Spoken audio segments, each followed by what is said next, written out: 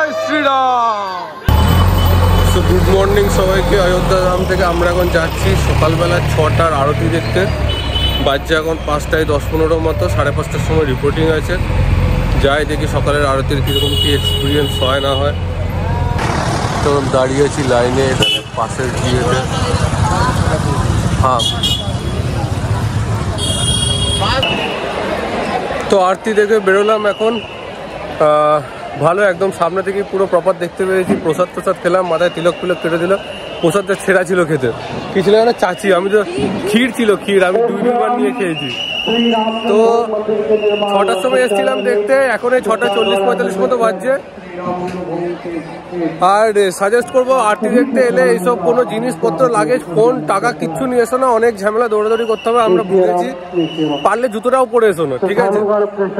কারণ ঢোকাবে অন্য লাইন দিয়ে, লকার অন্যদিকে। তো না কিছু করে আসাই বেটার। আর তারপরে তো এখন যা ভিড় স্টার্ট হয়ে গেছে আরতির শেষের পর, দেখাচ্ছি একবার।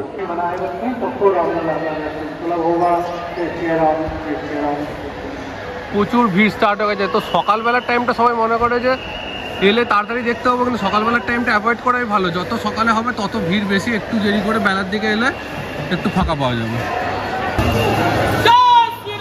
জয় শ্রীরাম।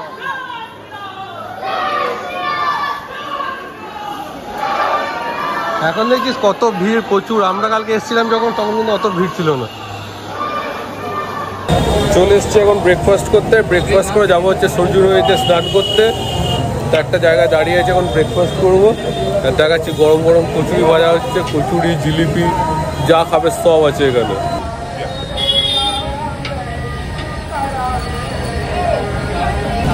তো এখানে ভাজা হচ্ছে এখন গরম গরম কচুরি।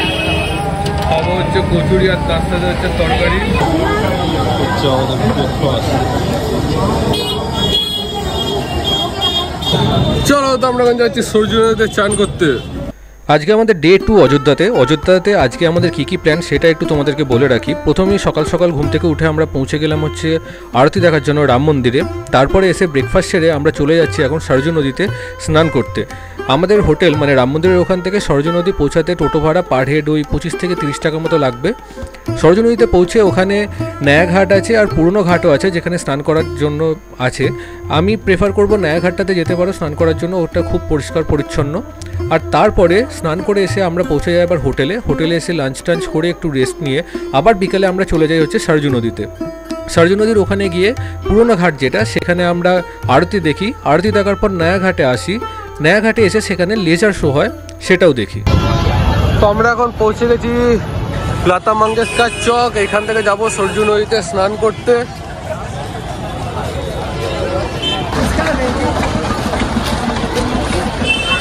এই হচ্ছে ঘাটের রাস্তা, এদিকে যেতে হবে। তারপর হচ্ছে সামনেই নদী। চলো, তো ফাইনালি পৌঁছে গেছি আমরা। দেখি এখানে নদীর কি অবস্থা।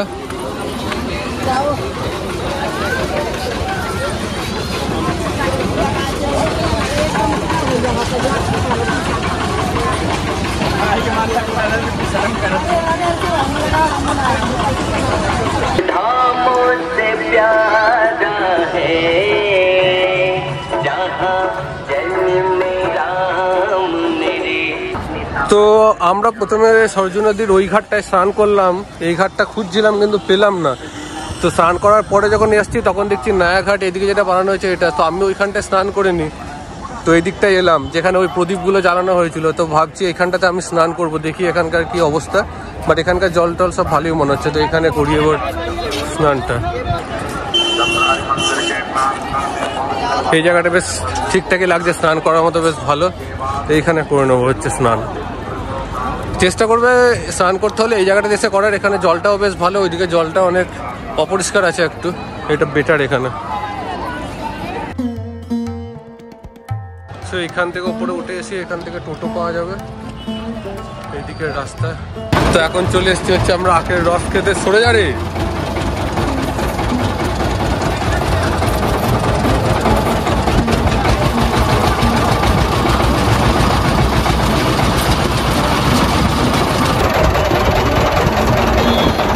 লাঞ্চ করতে বসলাম, আমাদের প্রথমে দিয়ে দেওয়া হলো প্লেট আর চামচ।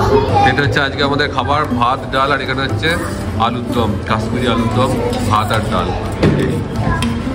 লাঞ্চ টাঞ্চ সেরে একটু সুন্দর রেস্ট নিয়ে তারপর আবার আমরা বিকালবেলায় পৌঁছে যাই 5টার দিকে লতা মঙ্গেশকর চকে। লতা মঙ্গেশকর চকে এই জন্য পৌঁছায় কারণ সেখানে সরজু নদীর ঘাটে আবার সন্ধ্যা আরতি হয়। বারাণসীর যে ফেমাস গঙ্গা আরতি সেরকমই ধাঁচের এখানেও আরতি হয়ে থাকে বিকেলের টাইমটা এখানে সুন্দর কাটাতে পারো। লতা মঙ্গেশকর চকও একটা অনেক জমজমাট জায়গা, বিকেল থেকে অনেক জমজমাট হয়ে যায় এই জায়গাটি, এখানে তোমরা টাইম স্পেন্ড করতে পারো। আর এখানে গঙ্গা আরতি দেখার পরই কিন্তু এখানে লেজার শো হয়, যেটা নয়াঘাটে আগেও বলেছি, সেটাও আমরা দেখেছি, সেটাও তোমাদের সাথে শেয়ার করতে চলেছি।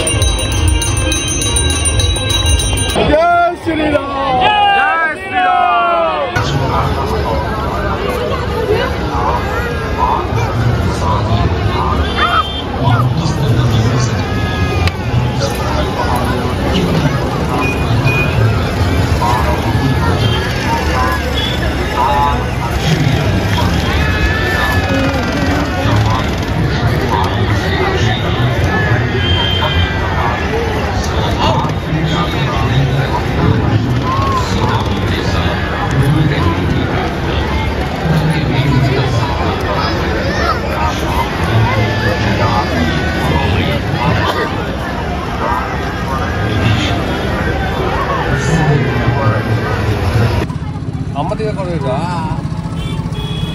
ছোটো জায়গায় এখন খাচ্ছি লিট্টি চোখা, আমরা হেভি খেতে এখানকার, না ঠান্ডা হয়ে গেছে, তাড়াতাড়ি খাক।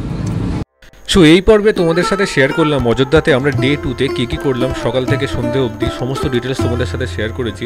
নেক্সট ডে আমরা সকাল সকাল বেরিয়ে পড়ি বারাণসীর জন্য, আর সেই ব্লগটিতে সমস্ত ডিটেলস তোমাদের সাথে শেয়ার করবো। বারাণসীতে আমরা কোথায় ছিলাম, কী করলাম, সমস্ত ডিটেলস দেখতে ওয়েট করে থাকো নেক্সট ব্লগের জন্য। Thank you so much for watching.